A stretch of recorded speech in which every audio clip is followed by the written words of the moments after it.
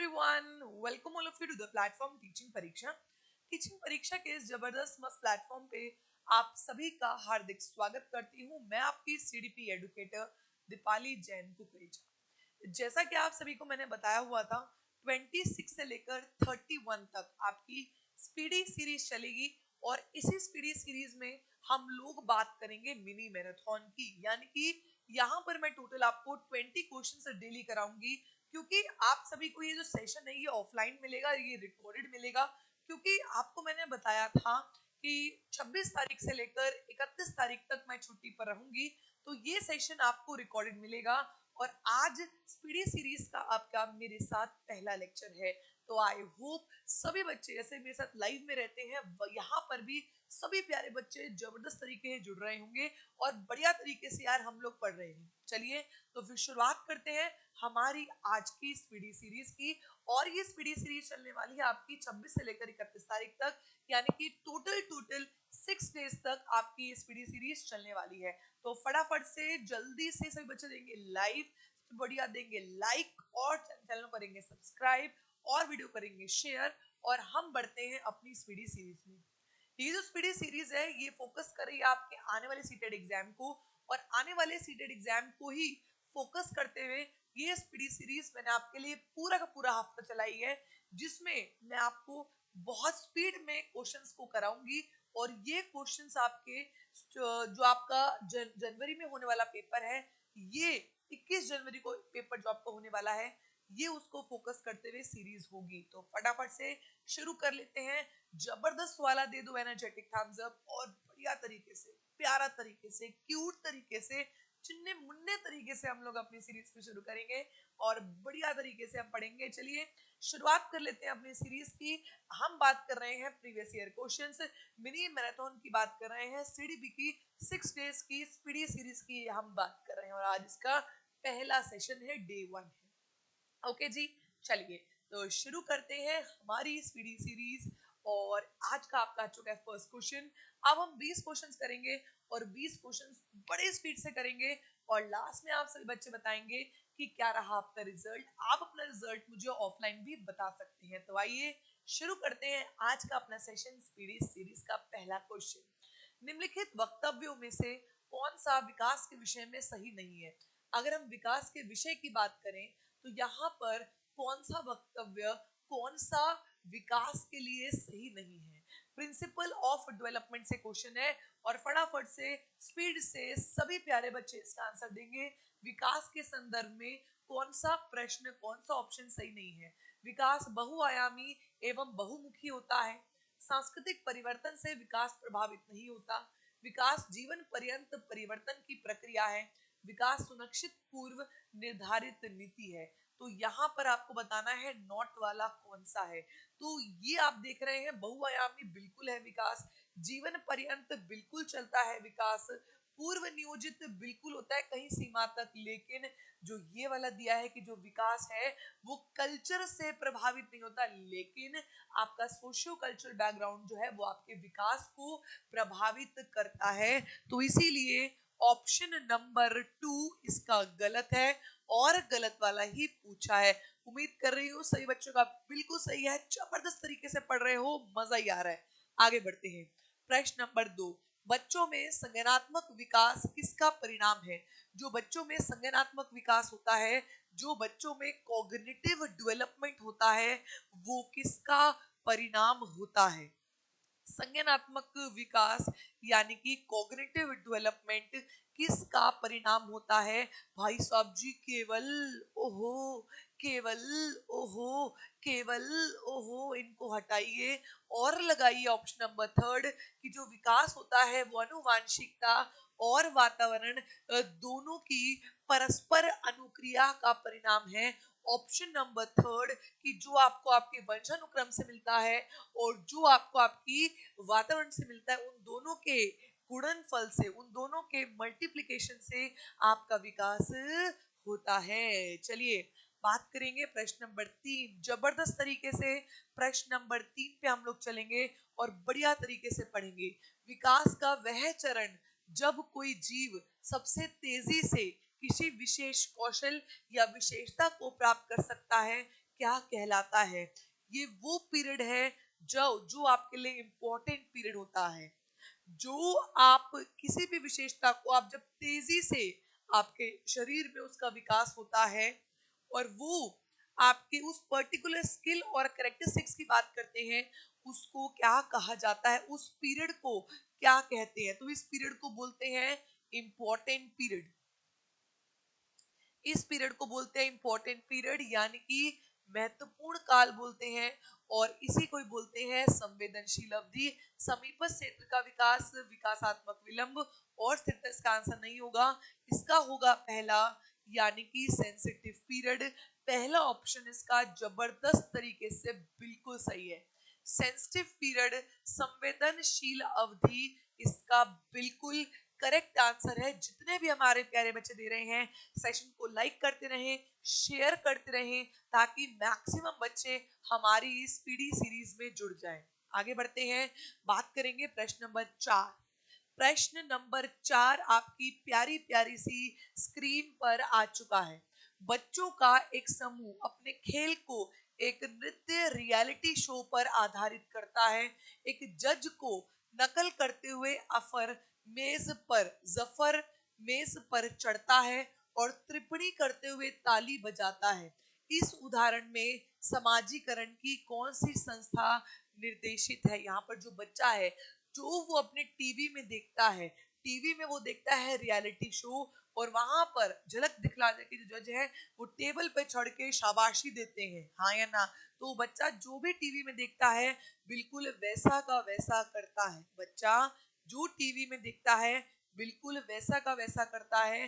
तो बताइए जी, क्या होगा इसका सही आंसर? बताइए, मीडिया, शैक्षणिक संस्थान, आस पड़ोस या फिर धर्म?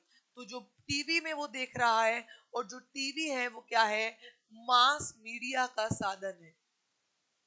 जो टीवी है वो क्या है? मास मीडिया का साधन है। तो इसीलिए ऑप्शन नंबर 1 मीडिया इसका बिल्कुल जबरदस्त तरीके सही आंसर है। और जितने भी हमारे प्यारे बच्चे दे रहे हैं मीडिया, वो बच्चे जबरदस्त सही है, बिल्कुल सही है। आइए बात करते हैं प्रश्न नंबर 5। आई होप सभी बच्चों को इस पीडी सीरीज पसंद आ रही है, और सभी बच्चे सेशन को तगड़े वाला लाइक करते जा रहे हैं, शेयर करते जा रहे हैं, और चैनल को सब्सक्राइब करते जा रहे हैं, ताकि मैक्सिमम बच्चा हमारे साथ जुड़ता रहे। जीन प्याजे के संज्ञानात्मक विकास के सिद्धांत के अनुसरण करते हुए विद्यार्थियों को विकास की किस अवस्था पर वो संप्रत्यय प्रस्तुत करने चाहिए जिसमें परिकल्पना आधारित, यानी कि किस स्टेज में बच्चों को आपने हाइपोथेटिकल डिडक्टिव रीजनिंग वाले क्वेश्चन सॉल्व करने, जिसमें जो बच्चे हैं वो हाइपोथेटिकल थिंकिंग करें, यानी कि परिकल्पनाएं बनाएं। तो आप बताइए, हाइपोथेटिकल डिडक्टिव रीजनिंग किस स्टेज में बच्चों को आ जाती है? हाइपोथेटिकल डिडक्टिव रीजनिंग किस स्टेज में बच्चों को आ जाती है? 3-4 ऑप्शन आपके पास हैं। तो ऑब्वियसली जो लास्ट स्टेज है, जिसको आप फॉर्मल ऑपरेशनल भी कहते हैं, जिसको आप एब्स्ट्रैक्ट ऑपरेशनल भी कहते हैं, तो औपचारिक संक्रियात्मक इसका बिल्कुल सही है। मूर्त पूर्व और सांवेदिक बिल्कुल गलत है। फॉर्मल ऑपरेशनल जबरदस्त तरीके सही है। जो दे रहे हैं चौथा ऑप्शन फॉर्मल ऑपरेशनल, वो हमारे सभी बच्चे बिल्कुल सही आंसर दे रहे हैं। आइए प्रश्न नंबर 6।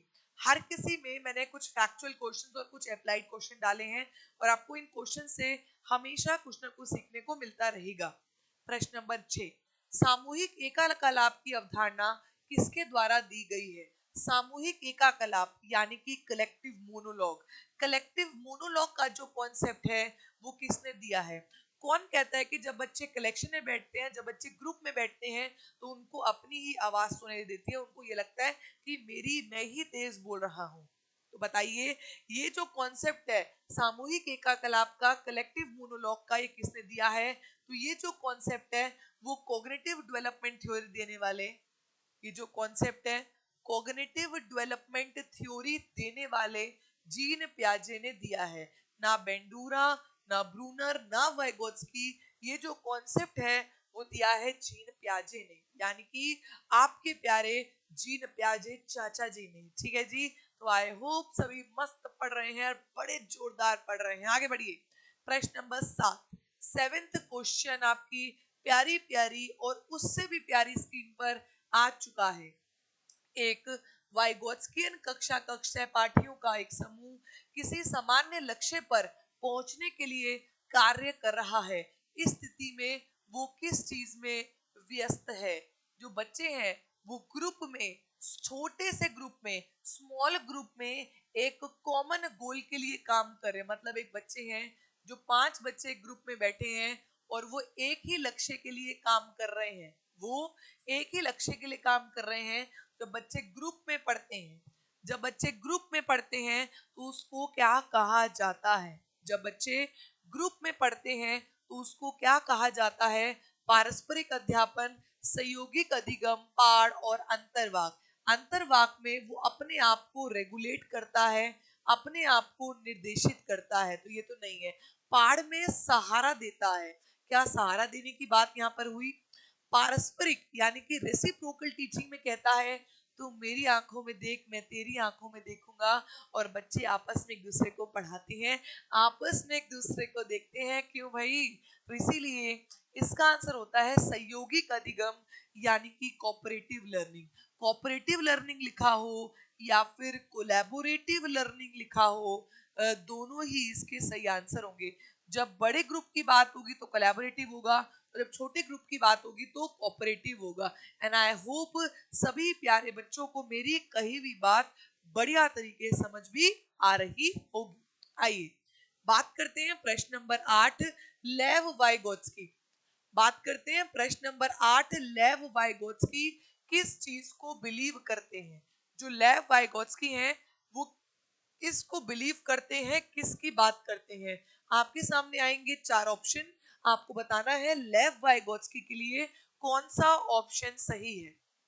लेव वाइगोत्स्की के लिए कौन सा ऑप्शन सही है आपने ये बताना है। पढ़िए, बच्चों को कार्य करने समय कोई मदद नहीं देनी चाहिए, चाहे उनके लिए वह कार्य बिल्कुल नया ही क्यों ना हो। यहाँ लिखा है बच्चों को मदद नहीं करनी।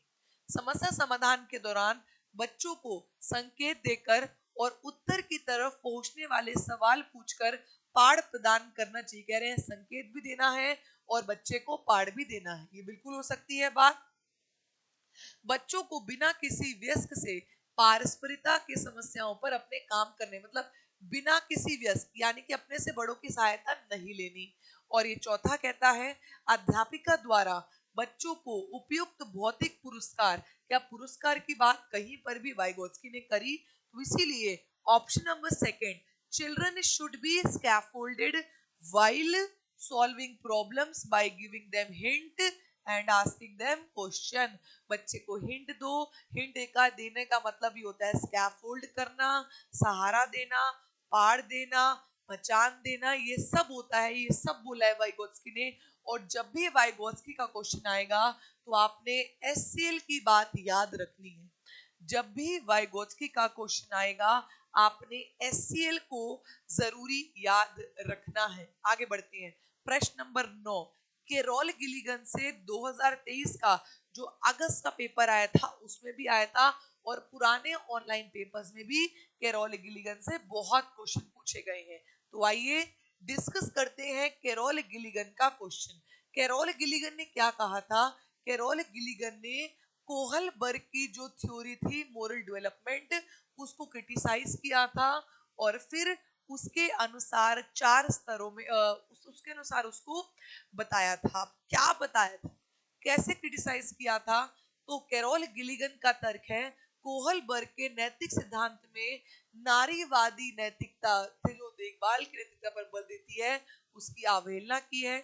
ने कोहलबर्ग के सिद्धांत में देखभाल का न्याय सहमत है, आलोचना करती है, संदर्भ नहीं लिया, या फिर नैतिक सिद्धांत के 2 स्तर में जोड़कर विस्तार किया नहीं।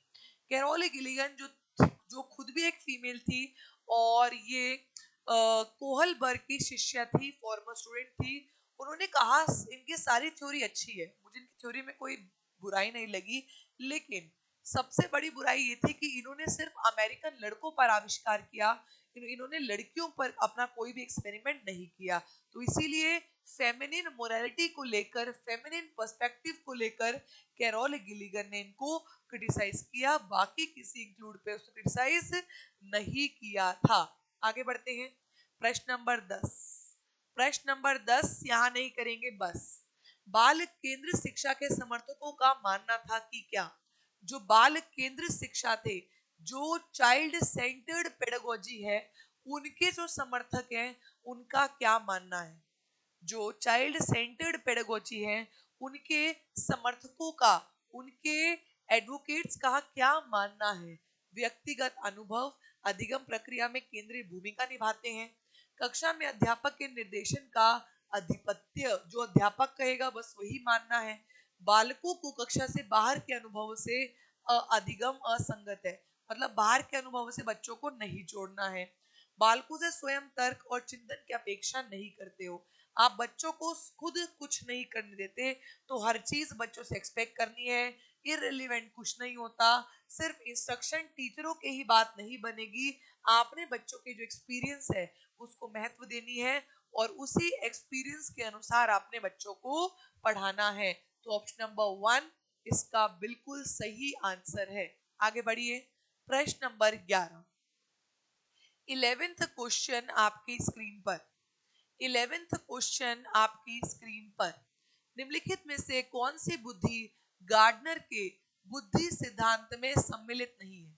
यहाँ पर कौन सी वो बुद्धि है जो गार्डनर ने बुद्धि दी है। आप सभी को मालूम है कि गार्डनर ने मल्टी इंटेलिजेंस थ्योरी की बात की है। गार्डनर ने मल्टीपल इंटेलिजेंस थ्योरी की बात की है और वहां पर गार्डनर ने 9 प्रकार की बुद्धि, 9 टाइप्स की इंटेलिजेंस बताई है। तो आपको बताना यहाँ पर कौन सी बुद्धि वो दी हुई है जो गार्डनर द्वारा प्रस्तावित नहीं की गई, जो गार्डनर द्वारा अपने मल्टीपल इंटेलिजेंस थ्योरी में नहीं बताई गई। बताइए। स्थानीय बुद्धि, बॉडी काइनेस्थेटिक दी है, प्राकृतिक दी है और क्रिएटिव तो नहीं दी, स्थानीय भी दी है। तो इसका जो आंसर है वो क्रिएटिव है। और सभी बच्चे मुझे कमेंट करके बताइए कि जो क्रिएटिव इंटेलिजेंस है, जो क्रिएटिव इंटेलिजेंस है वो किसने दी है। तो आप सभी को मालूम है क्रिएटिव इंटेलिजेंस की बात त्रिआर्किक थ्योरी में हुई है। त्रिआर्किक थ्योरी में क्रिएटिव इंटेलिजेंस की बात हुई है और ये दी है किसने, स्टेनबर्ग ने। याद रखिएगा त्रिआर्किक यानी कि सीईसी, जब ये वाला सी था एक्सपीरियंशियल को ही क्रिएटिव कहा गया है, एक्सपीरियंशियल को ही क्रिएटिव कहा गया है यहाँ पर। तो इसीलिए ऑप्शन नंबर 4 इसका गलत है और गलत वाला ही पूछा है। ओके चलिए बात करते हैं प्रश्न नंबर 12। माध्यमिक विद्यालयों में लिंग भेद को दूर करने हेतु निम्न में से कौन सा कदम मददगार रहेगा। अगर आप माध्यमिक विद्यालयों में यानी कि आप जब 6, 7, 8 क्लास तक की बात करते हैं, माध्यमिक विद्यालयों की बात करते हैं, तो अगर आप जेंडर के जो भेदभाव कर रखे हैं उसको दूर करने के लिए आप क्या करेंगे। जेंडर आधारित आसन व्यवस्था को बढ़ावा देना, जेंडर अनुवर्ती भूमिका पर बल देना, जेंडर रूढ़िवादों में लचीलेपन को बढ़ावा देना या जेंडर प्रारूपों को प्रतिरूपित करना। तो ऑब्वियसली ये लिखा है जेंडर रूढ़िवादों में लचीलेपन को, मतलब जो स्टीरियोटाइप बना रखे हैं ना आपने उसमें क्या दिखाया, लचीलापन दिखाया। तो लचीलापन नहीं दिखाना, बिल्कुल लचीलापन दिखाना है हर जगह।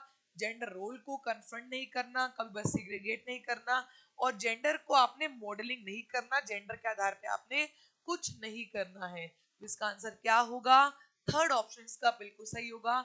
और जो भी हमारे प्यारे बच्चे दे रहे हैं थर्ड ऑप्शन वो सभी बिल्कुल सही है। Very well done. आगे बढ़िए।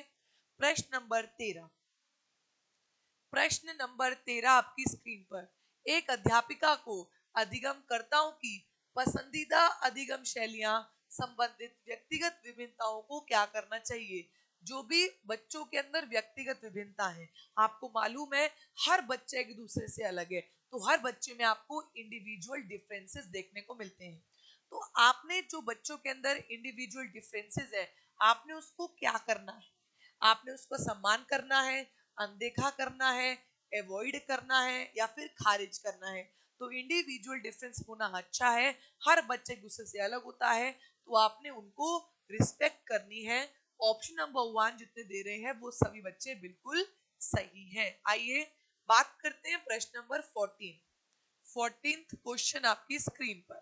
राष्ट्रीय शिक्षा नीति 2020 में विद्यार्थियों के 360 डिग्री बहुआयामी रिपोर्ट के संदर्भ में कौन सा कथन सही नहीं है? आप सभी को मालूम है एनईपी 2020 ने 360 degree multi dimensional report card की बात करी, जहां पर वो कहती है कि बच्चों का सर्वांगीण विकास होना चाहिए, जिसको हम एसेस करेंगे, जिसको हम चेक करेंगे। ठीक है, तो आपको बताना है 360 डिग्री मल्टी जो रिपोर्ट कार्ड है उसके अनुसार यहाँ पर कौन सा सही नहीं है। केवल ओहो रिपोर्ट केवल व्यक्तिगत कार्यों पर केंद्रित होगी, समूह पर नहीं होगी। ये केवल वाला तो यार हमेशा ही आपका पॉइंट गलत होता है, तो मैंने तो देखते ही केवल को गलत कर दिया। और आप सभी बच्चों ने भी कहा कि मैम ओनली वाला तो हम बिल्कुल सही नहीं करते, होम लिंक होगा, तीनों ही अफेक्टिव साइकोमोटर होंगे और बच्चे का सेल्फ और पीयर असेसमेंट दोनों होगा, लेकिन सिर्फ व्यक्तिगत कार्यों पर होगा, सामूहिक पर नहीं होगा। ऐसा नहीं कहा, सामूहिक पर भी होगा और व्यक्तिगत पर भी होगा। तो ऑप्शन नंबर 4 जितने भी हमारे प्यारे बच्चे दे रहे हैं वो लोग बिल्कुल सही है, क्योंकि ये वाला ही गलत है और गलत वाला ही आपसे पूछा, बाकी तीनों क्या है सही वाले हैं। ठीक है, आई होप सभी बच्चों को आज की क्लास जबरदस्त लग रही होगी और आप आज की क्लास को बहुत अच्छे से लाइक भी कर रहे होंगे। ओके, चलिए बात करते हैं प्रश्न नंबर 15। सभी फटाफट से लाइक शेयर कर दीजिए बेटा। प्रश्न नंबर 15, विद्यार्थियों में समालोचनात्मक सोच का मूल्यांकन करने का सबसे प्रभावी तरीका क्या है? अगर आप बच्चों में क्रिटिकल थिंकिंग को बेहतर करना चाहते हैं, बच्चों के अंदर जो क्रिटिकल थिंकिंग है, आप बच्चों में क्रिटिकल थिंकिंग को और बढ़ावा देना चाहते हैं, कि आप चाहते हैं कि जो बच्चा है वो सही और गलत का फैसला करे, आप चाहते हैं कि जो बच्चा है वो वो रिफ्लेक्टिव थिंकिंग करे, वो एक्चुअल टू एक्चुअल एनालिसिस करे, सिंथेसाइज करे, इवैल्यूएशन करे, तो आप उसके लिए क्या करेंगे बताइए? बच्चों को प्रश्न पूछने के लिए प्रोत्साहित करें और उनके जवाबों का विशेष करना, यानी कि उनके जवाबों को एनालाइज करना, बिल्कुल सही है। बच्चों द्वारा पुनरावृत्ति की परिशुद्धता, आप बच्चों को बोलो रिपीट करो। यह देखना कि शिक्षक द्वारा दिए प्रत्यक्ष निर्देशों को बच्चे कितने ध्यान से सुनते हैं, कि बच्चे जो है वो कितने ध्यान से सुनते हैं। और विद्यार्थी द्वारा पाठ्य पुस्तक में से नकल करना, क्या नकल करना सही है? क्या बच्चों जो टीचर पढ़ा रही है सिर्फ उसी को सुनना सही है? क्या आपको सही करना सही है? तो इसीलिए option number 1, encourage the student to ask questions and analyse their responses, कि बच्चों को बोलिए कि जो आपके क्वेश्चंस हैं उसको आप समझिए, बच्चों को एनकरेज कीजिए कि वो क्वेश्चन पूछें और बच्चे उसको एनालाइज भी करेंगे। तो ऑप्शन नंबर 4 स्पीडी सीरीज का आई होप सभी प्यारे बच्चों को समझ आ रहा होगा। आइए बात करते हैं प्रश्न नंबर 16th क्वेश्चन आपकी प्यारी प्यारी स्क्रीन पर। जीन प्याजे के सिद्धांत के अनुसार संज्ञानात्मक चिंतन में प्रमुख बदलाव किस प्रक्रिया द्वारा होता है? जो संज्ञानात्मक चिंतन में बदलाव होता है, जो चेंज होता है, वो किस प्रक्रिया द्वारा होता है? संज्ञानात्मक विकास में जो बदलाव होता है, जो चेंज होता है, वो किसके द्वारा होता है? चेंज यानी कि बदलाव। जब आप एसिमिलेशन से एकोमोडेशन पे जाते हैं, जब आप एसिमिलेशन से एकोमोडेशन पे जाते हैं, तब आप बैलेंस करते हैं, बैलेंस करके तो आप बदलाव कर पाते हैं। आत्म सातीकरण से आप जाते हैं कहां पर? समायोजन पे जाते हैं, तो आप बदलाव करते हैं और बैलेंस करना होता है, उसको आप क्या कहते हैं? संतुलीकरण, यानी कि साम्य धारण, साम्यीकरण, इसको आप कहते हैं। तो ऑप्शन नंबर 1 अन्य प्रतिलोचक रटकर और विलंबित इसका नहीं होता। जब आप अपने स्कीमा में बदलाव करते हैं तो आप अपनी अपनी जो मानसिक रचना होती है उसमें उसमें बैलेंस करते हैं, उसी बैलेंस करने को आप इक्विलिब्रेशन यानी कि संतुलीकरण कहते हैं। इक्विलिब्रेशन यानी कि संतुलीकरण आप इसको कहते हैं। तो आई होप सभी प्यारे बच्चों को समझ आ रहा होगा। आइए बात करते हैं प्रश्न नंबर 17। 17th क्वेश्चन आपकी प्यारी प्यारी स्क्रीन पर। जीन प्याजे के संज्ञानात्मक विकास के सिद्धांत के अनुसार किस स्तर पर अधिकतर बच्चे दूसरों के दृष्टिकोण को समझने में विशेषतः कठिनाई महसूस करते हैं? बताइए। जीन प्याजे ने कहा कि बच्चे दूसरों के पर्सपेक्टिव को नहीं समझ पाते। उनको ये लगता है कि जो मैं कह रहा हूँ, जो मैं सुन रहा हूँ, वही सही है। वो दूसरों के पर्सपेक्टिव को नहीं समझ पाते, वो अपने ही पर्सपेक्टिव को समझ पाते हैं। उसको क्या कहते हैं? उत्तर पारंपरिक। देखो पारंपरिक की बात तो देखो नहीं करी। इसका जो आंसर है वो क्या है? पूर्व संक्रियात्मक। जो 2 से 7 साल की अवस्था है, उसी में ही जो बच्चों की थिंकिंग होती है वो ईगो सेंट्रिक होती है। उसको ये लगता है कि जो मैं सोच रहा हूँ, जो मैं कर रहा हूँ वो बिल्कुल सही है। दूसरों के पर्सपेक्टिव को वो नहीं समझ पाता। तो ये गलत, ये गलत, ये गलत। इसका जो आंसर होगा वो होगा प्री ऑपरेशनल। और इसी को कहा जाता है दूसरे शब्दों में अर्ली चाइल्डहुड। क्या कहा जाता है? Early childhood. तो इसीलिए बी ऑप्शन का बिल्कुल सही है। जो भी हमारे प्यारे बच्चे दे रहे हैं बी, वो जबरदस्त तरीके से बिल्कुल सही है। Very good. आगे बढ़िए। प्रश्न नंबर 18। जीन प्याजे के संज्ञानात्मक विकास सिद्धांत के अनुसार बच्चे किस चरण में निगमनात्मक रूप से सोच सकते हैं? बताइए। कौन सा चरण होता है जिसमें जो बच्चे होते हैं डिडक्टिवली सोचते हैं? डिडक्टिवली का मतलब क्या होता है? वो रूल्स से एग्जाम्पल की ओर जा सकते हैं। उनको रूल्स बता दिए जाते हैं और वो खुद ही उनके उदाहरण देकर उसको सुलझा सकते हैं। तो डिडक्टली बच्चे किस स्टेज में जाते हैं? सेंसरी में, प्री में, कॉन्क्रीट में या फॉर्मल में? तो इंडक्टिव और डिडक्टिव बच्चे जब मूल संक्रियात्मक में होते हैं, इसको बोलते हैं मिडिल चाइल्डहुड। इसको क्या बोलते हैं? मिडिल चाइल्डहुड बोलते हैं। ये 6 से 11 साल की अवस्था होती है। इसमें जो बच्चे होते हैं वो डिडक्टिव थिंकिंग कर पाते हैं, वो मूर्त संक्रियात्मक सोच को समझ पाते हैं। तो थर्ड ऑप्शन इसका बिल्कुल सही है। और हमारे जितने भी क्यूट से, नुन्ने से बच्चे लगा रहे हैं थर्ड, वो बिल्कुल सही है। आगे बढ़िए। प्रश्न नंबर 19। बड़ा क्वेश्चन देख के डरना नहीं है, इससे तो लड़ना है। आइए बात करते हैं प्रश्न नंबर 19। 5 वर्षीय रीना को 2 पारदर्शी समरूप गिलास दिखाए गए। दोनों ही आकार में छोटे और चौड़े थे।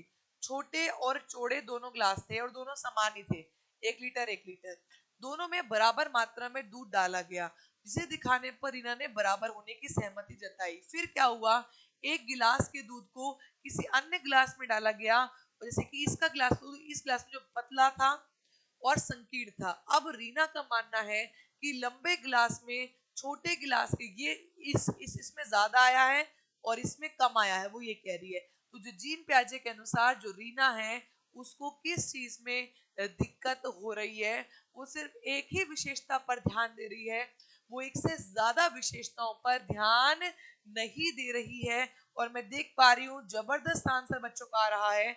और इसको बोलती हूँ ऑप्शन नंबर ए, विकेंद्रीकरण में कठिनाई है। जो बच्ची है उसको सेंट्रेशन में कहीं ना कहीं मुश्किल हो रही है। जीववादी में हम नॉन लिविंग को लिविंग मानते हैं, लक्षणिक प्रक्रिया सिमोइटिक में हम सिंबल्स की बात करते हैं, और काल्पनिक में हम हाइपोथेसिस बनाते हैं, परिकल्पनाएं बनाते हैं।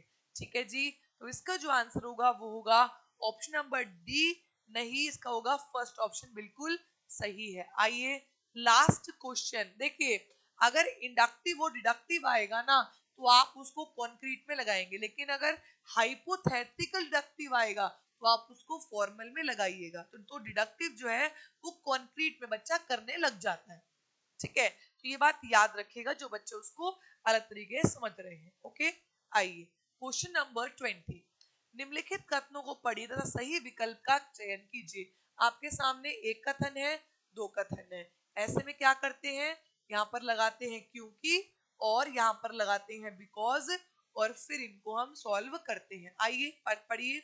शिक्षकों को संकल्पना को मजबूत करने के लिए विद्यार्थियों को अपने स्वयं के संकल्पना के उदाहरण और गैर उदाहरण की पहचान करने के लिए कहना है, क्योंकि उदाहरणों के बारे में सोचने से संकल्पना को मजबूत करते हैं, जबकि गैर उदाहरण जो है वो आपको भ्रमित करते हैं। तो ये बिल्कुल सही है, गैर उदाहरण तो आपको ऑब्वियसली भ्रमित करते ही करते हैं, तो इसीलिए ये बिल्कुल सही थे, ये दोनों ही बिल्कुल सही है। तो इसीलिए आई होप आप सभी को, मैंने कहा था ना रोज आपको हाफ आवर की क्लास मिलेगी, क्योंकि मैं ये जो हाफ आवर है ये रिकॉर्ड करके जा रही हूँ। आपको ये क्लास रिकॉर्ड मिल रही है, मैं आपसे कोई धोखा नहीं कर रही हूँ, ना कोई फरेब कर रही हूँ। मैं आपको डेली बता रही थी कि आपको ये क्लास रिकॉर्ड मिलेगी, और आप मान के चलिएगा लास्ट 2 डेज में, यानी कि मैंने ये क्लास 2 दिनों में बनाई है, तो बहुत मेहनत की है। आप लोग बस जुड़िए, समझिए और अपने आप को इवेल्युएट कीजिए। सीडीपी बाय टीपी पे जुड़िएगा, क्योंकि यहीं पर आपको इस जो आपको रोज टेस्ट होंगे उसका रिजल्ट आपको यहीं पर ही दिया जाएगा। और ये है टीचिंग परीक्षा ऑफिशियल, यहाँ पर आपको हर क्लास का नोटिफिकेशन मिलता है। तो आप लोग जुड़िए सीडीपी बाय टीपी पर और टीचिंग परीक्षा ऑफिशियल पर। ओके, चलिए आज क्लास में पे फिनिश करेंगे। Thank you so much for watching, bye bye and take care. और अब मैम आपको देंगे लिंक, तो आपको लिंक देना है। अब से जो आपके टेस्ट होंगे, यानी कि 26 से जो आपके टेस्ट होंगे 31 तक, ये आपको डेली के डेली 12 बजे मिलेंगे, और ये टेस्ट आपके 2 बजे तक एक्टिव रहेंगे।